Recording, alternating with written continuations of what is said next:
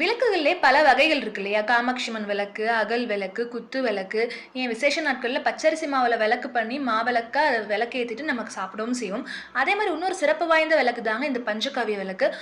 கோமாதா வந்து மகாலட்சுமி அம்சமா விளங்கக்கூடிய அந்த கோமாதோட சாணம், நெய், தயிர், மோர், கோமியம் இதெல்லாம் கலந்து 5 வகை பொருட்கள் கலந்து செய்கிறது இந்த பஞ்சகவ்ய விளக்கு. நிறைய பேர் வீட்டில் ஏற்றலாம்.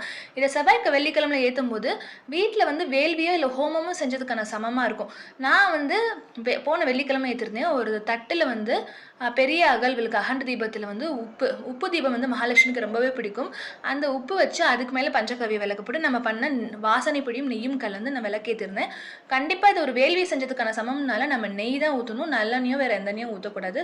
பண்ணிவிட்டு விளக்கேற்றிட்டு நல்லபடியாக சாமி கும்பிட்டுட்டு அந்த எரிய கொஞ்சம் கொஞ்சமாக அந்த புகை வரும் பாருங்கள் இணைஞ்சு, அது வந்து அப்படியே நல்லா ஹோமம் வளர்த்தா எப்படி இருக்கும் கருப்பாக அந்த வரும் இல்லையா புகை, அந்த மாதிரி சூப்பராக வந்திருக்கும்.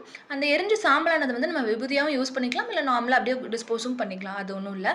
கண்டிப்பாக எல்லோரும் ட்ரை பண்ணி பாருங்கள். ட்ரை பண்ணிவிட்டு எப்படி இருக்குன்னு எனக்கு கமெண்ட்ஸில் சொல்லுங்கள். இது ஏற்கனவே தெரிஞ்சவங்களே எனக்கு கமெண்ட்டில் சொல்லுங்கள். தேங்க்ஸ் ஃபார் வாட்சிங்.